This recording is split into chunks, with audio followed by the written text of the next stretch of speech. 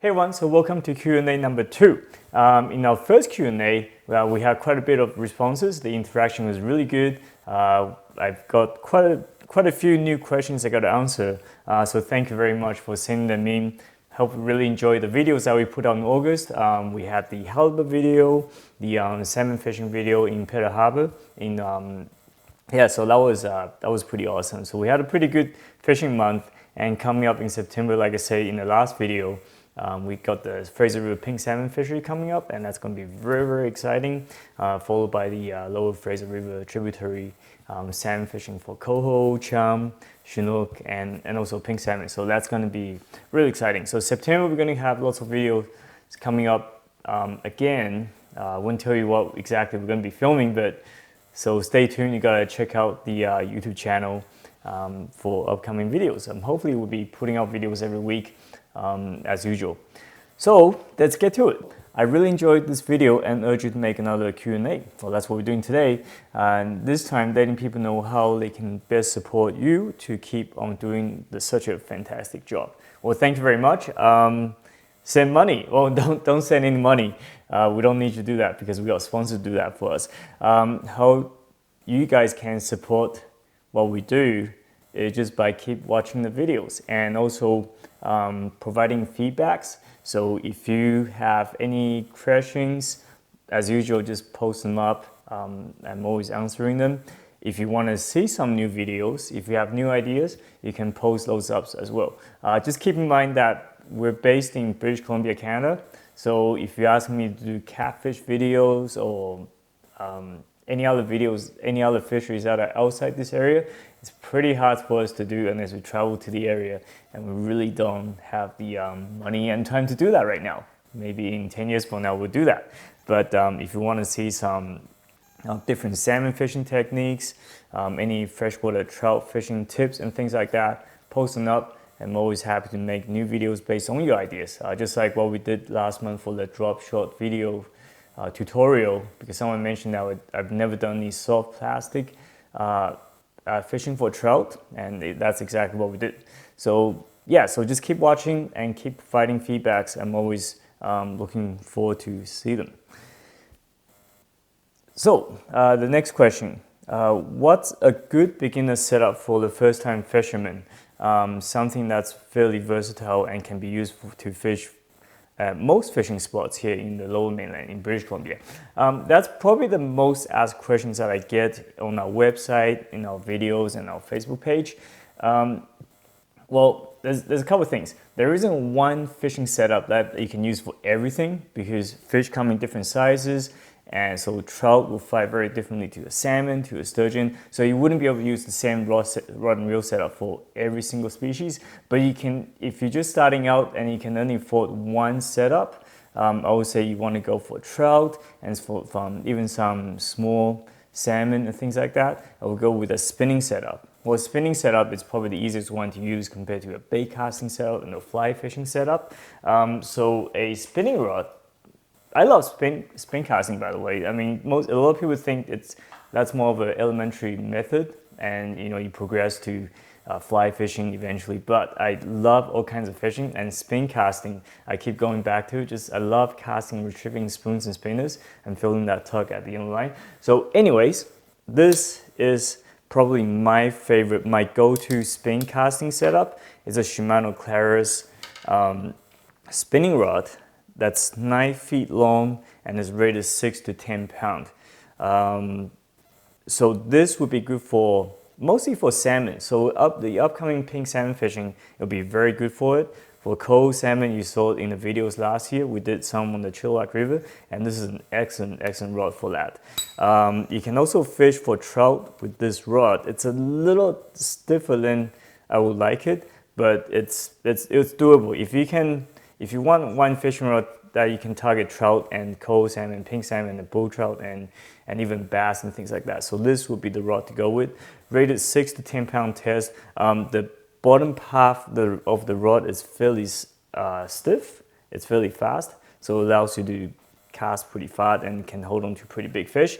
The top section of the rod, the tip, is very sensitive. so you can feel very tiny bites. So you can use this for swing casting for salmon. You can cast and retrieve spoons and spinners for coho and pink salmon. You can use this for flow fishing because it's quite long. It's 9 feet long. Flow fishing for trout. Even river fishing, flow fishing in rivers, you can use this, but usually you want to go with the bait casting or centerpin setup for that.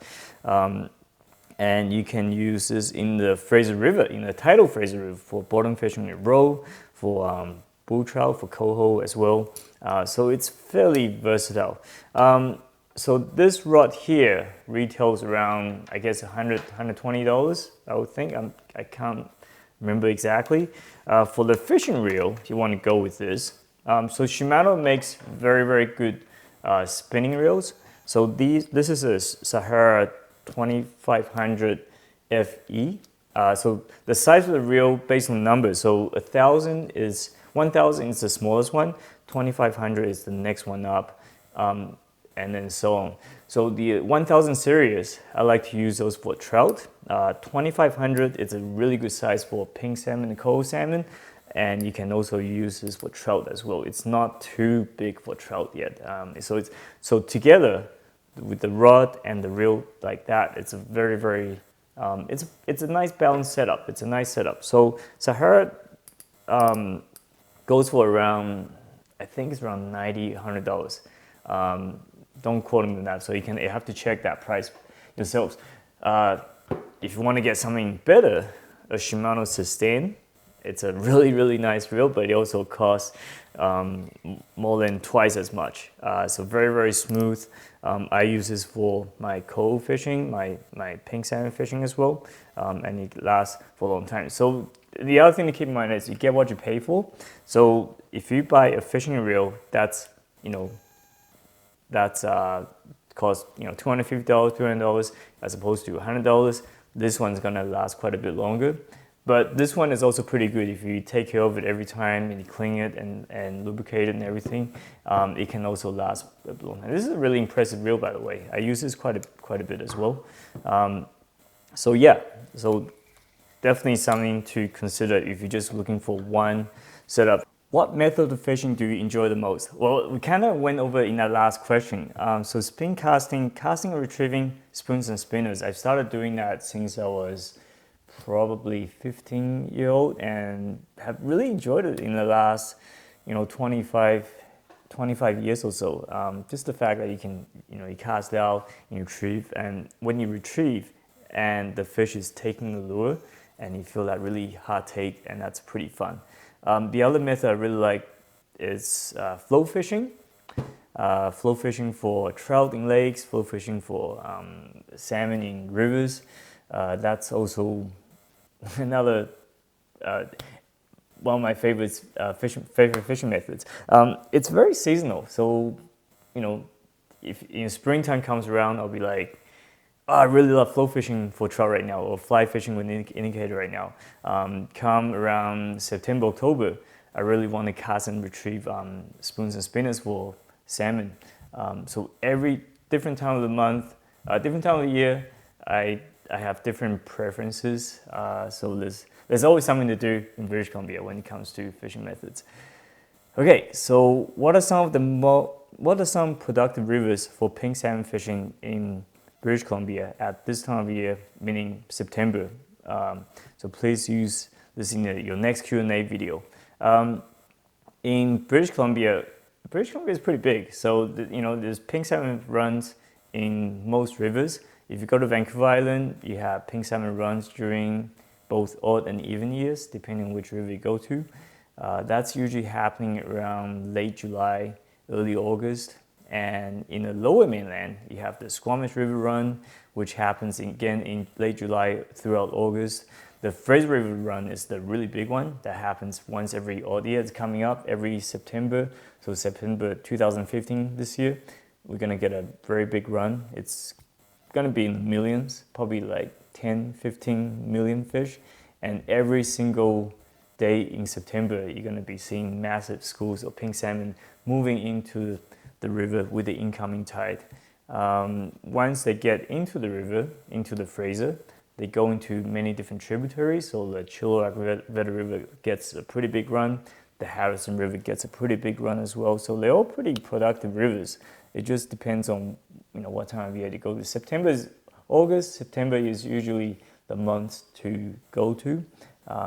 So check your local tackle store as well. They usually have the most updated information when it comes to where you should go. Okay, so next question. I love your videos, Rod. Well, thank you very much. I fish in Northern California for trout. Anyway, my question was, have you ever fished for bass? Well, I have fished for bass, both largemouth and smallmouth. Bass is actually an invasive species in British Columbia, so we don't promote it too much.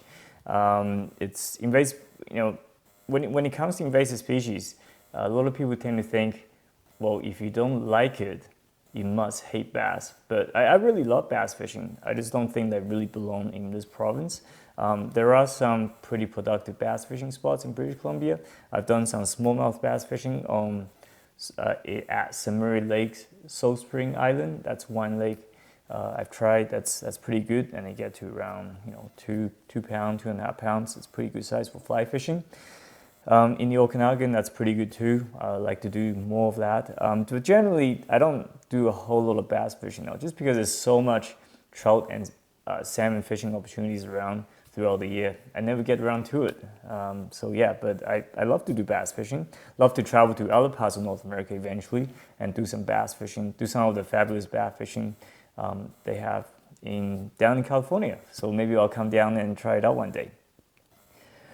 All right, is there a good way to add weight to cast an ultralight rod for bait fishing? This question, I'm not sure exactly what you're asking. So if you're fishing on the bottom, I will use a fixed weight. Ultralight setup is generally rated between 1 and 6 pounds. So if you use 4-pound test line and just have a 1 ounce or 1 ounce weight or less, a fixed weight, and you can cast pretty far with that. A lot of people think you got to add a whole lot of weight onto your line to cast really far, but if your line is too thick and your weight, you still won't get a good casting distance if your line is too thick. It's got to be balanced. So look at the rating of your rod and use the right fishing line for it, and use the right amount of weight on the rod, and if it's balanced, you can usually cast pretty far. So fixed weight for fishing on the bottom. I use a sliding weight when I'm fishing with a float. I use it to balance the float, and it works pretty well for me. All right, next question. It's more of a comment. So the Fraser River apparently losing salmon every year because so many of them are dying. Well, this is rather generalized comment. This is not entirely true. When people talk about the Fraser River salmon, they tend to think about sockeye salmon. Sockeye salmon in the Fraser, it's very, I guess the run is very unpredictable. The run starts from anytime around June, lasts until September. There's different runs that come into the river. As they come in, they'll go up to the mid and upper Fraser River, and they go into many different tributaries. Some runs are doing better than others, depending on the time of year when they come in. Because of the climate change and things like that, the weather has become somewhat unpredictable. So the early runs are becoming more vulnerable to things like weather. So if you have a low snowpack year, the pressure will be pretty small. Then the water will be warmer. If you have a really hot summer, then the water temperature will rise faster, and that's not so good for the fish. But on the other hand, if you have a really high snowpack, then you get a lot more water in the river. The river will stay cold, but it will be quite a bit higher. And because it's higher, the current's stronger. It makes it harder for the fish to go up. So it's really for the fish, it's a tough life. It's a really hard. There's a really fine balance they have to find to get the ideal condition for them to go up to the spawning ground. And think about the upper Fraser River sockeye salmon. They have to travel a couple thousand kilometers to their spawning ground. It's a very, very tough journey for them to go up to, and that's why they tend to have a hard time. So sockeye salmon is rather, it's up and downs, but some of the other the other salmon runs are doing really well. So if you look at the fall Lower Fraser cold salmon run, they have been doing fantastic in the last couple of years compared to, let's say, when I started fishing for them in the mid and late 90s. So how can you tell the difference between a male and female salmon? In the ocean, it's really hard to tell the difference between male and female. Generally, just like any other animal species, there are some differences between the male and the female. So in the ocean, there's little differences, things like the length of the head, and things like that. But generally, unless you've caught thousands of salmon, it's pretty hard to tell in the ocean. But once they start moving into the river, they're getting closer to the spawning phase. They will start, their body, the color will start change, and that's when you start seeing very distinct differences between the male and female. So for example, so for pink salmon, a male will start developing like a hump on the back, whereas the female doesn't really do that. For chum salmon, you start getting this really big, nasty teeth on the male, whereas the female also doesn't really change that much.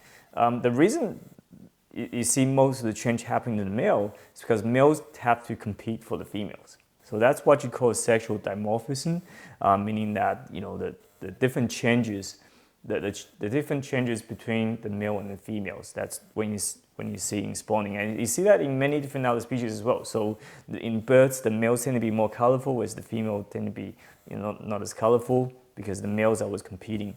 They always have to fight against each other. So that's why you start seeing all these different physical appearances in male salmon. So you start getting big teeth. They have to fight among each other with the teeth. The males tend to be bigger, so they can dominate the spawning ground and things like that. So yeah, that's what you look for. Visit our website, by the way. Most of this information is on the website, and you can always ask questions if you're not really sure. So it's really hard to cover that topic in just a couple of minutes, and we'll just move on. But yeah, definitely ask the questions when it comes to fish biology and things like that. So what would you suggest as the best way to judge your float fishing depth in murky water? So in water that's not very clear, it's pretty hard to see how deep it is. The easiest way to do that is by putting a really big weight onto the end of your line while your float is attaching to it. So the weight will actually sink the float, and when that weight sits on the bottom, the float will stop sinking. It will just suspend. If your float is not deep enough, it will still sink down to, let's say the actual depth is here, and your float depth is like that, and you put a big weight onto it, and the float will sink down, a couple feet below the surface.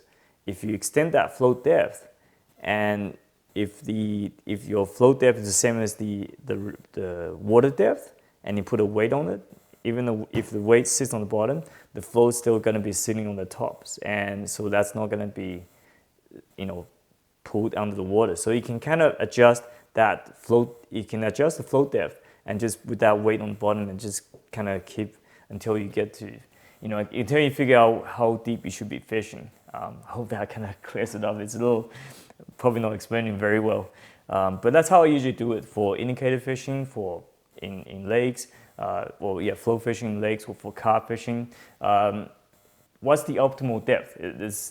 There isn't one single depth that's the best for fishing. For carp fishing, for example, you want to have your bait right on the bottom, so your float depth will have to be, as deep as possible, so your bait will be sitting right on the bottom. For salmon fishing in rivers, you want to have your bait suspended a couple of feet off the bottom, because salmon tend to be sitting right on the bottom. They tend to look up, and as your bait drifts down right above them, that's when they come up and snap the bait. If you're fishing lakes for trout, it's also very different. So if you're fishing in, let's say, shallow water, 10 feet, you want to have your bait sitting around anywhere from 5 to 8 feet, depending on what kind of food they're feeding on. Play around. There isn't one single best float depth, just like any other thing in fishing. So definitely play around with your depth when you're out float fishing. What is my favorite fish to eat? Well, my favorite fish to eat in BC is probably, let's see, it's probably lingcod. I love eating lingcod. We love to steam fish, and so they can be steamed, they can be made into tempura. Those are pretty good. Actually, I might even make a video on that in the near future. So lingcod is probably my favorite. Salmon's pretty good. Red spring salmon, red Chinook salmon is pretty good. But we're so spoiled and we get so much of it throughout the year that it gets a little boring sometimes. Whereas the ocean fish that we don't get as much and you tend to crave for that. So lingcod, halibut, we really love. So that's in British Columbia though. If you're talking about around the world, I've tried many different kinds of fish around the world. King George whiting in Australia, I love eating them. Snapper, red snapper in Asia and Australia, those are pretty good too. Yellowtail kingfish is another one. So yeah, well, I guess I love eating fish. So there isn't one single favorite fish I love to eat, but those are kind of like my favorites. So why do pink salmon and sockeye salmon come back in huge numbers only every 4 years, and why do they not come back some years? Okay, first of all, pink salmon come back every 2 years, not every 4 years. They have this, out of all the salmon species, they have the shortest life cycle. So it's once every 2 years. In the Lower Fraser River, it's every odd year you get a huge pink salmon run, whereas the even years you hardly get any. There isn't a clear answer on that. This has been happening for a long time. We're talking about, tens of thousands of years, 100,000 years. It has been going on that way. There have been attempts of introducing pink salmon into the Fraser River for the even years, but that hasn't worked at all. Nobody really knows why that happens. For sockeye salmon, we do get this, once every 4 years, we do have a big run. So 2010, 2014, we have a huge run. And whereas all the other years we have, some years are doing better than others, but nowhere as good as those bigger runs. Again, the population differences probably happened many, many years ago before human settlement. It's very hard to say exactly why that is. For sockeye salmon, like I said earlier, they face many, many challenges. So marine survival plays a big difference. The river spawning condition can change the population quite a bit. So the changes can be, up to the millions. If you have a bad spawning year, that can reduce the population by the millions. If you don't have enough food in the ocean, if predation is too high as juvenile salmon go into the ocean, that can change the population quite a bit as well. So when you start out with not that many fish, a couple million fish as opposed to, 10 million, 15 million fish, you already have the disadvantage. If your number is really small, it's pretty hard to build that up to the bigger numbers if you're really already that small, and it's easy to go even lower, and at those low numbers. So for example, this year, you look at this year, the summer run sockeye salmon, the return is in-season estimate is 1.6 million fish, which is not a whole lot of fish. The original return, the 50% probably estimate was around 3 point something million. So you're looking, well, actually it's more than that. So you're looking at a couple million fish less than the original predicted return. That doesn't mean the prediction was wrong. It just means that it was 1 in 2 chances that it would come back. 4 point something million fish would come back, but there was also a very good chance that less would come back if this happened or this happened, and these things actually happened. So things like the weather condition was really, really poor this year. We have a really hot summer, so that kind of killed a whole bunch of fish as well.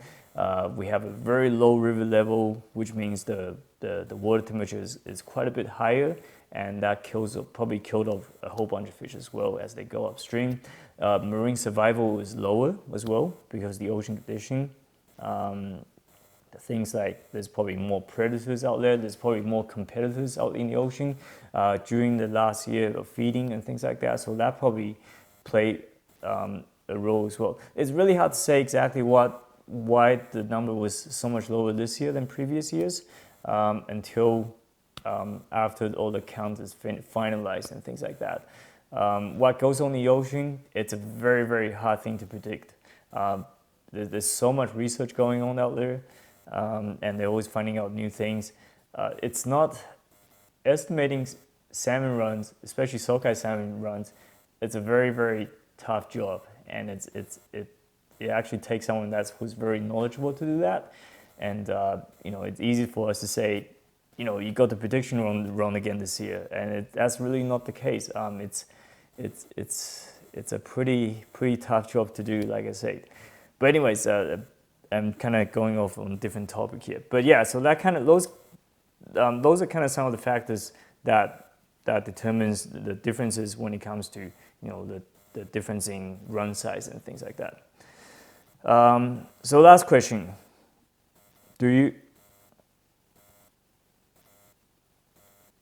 Okay, so for this question, what we're gonna do is, I think in the future, maybe we'll get one of the girls from the previous videos and do the Q&As, and they can answer that question for you. So anyways, so fishing questions only, please. If you sending another question, and we'll probably try to include that in the next Q&A. Sorry if I didn't get to your question. I have quite a few questions that I didn't answer, just because we're running out of time. And I actually answered a couple questions before the battery, but the battery actually died on the camera, so that didn't work out. But I'll answer them in the next Q&A as well. So yeah, so get out fishing. We have a great pink salmon fishing season coming up. That's going to be excellent, and also cold salmon fishing.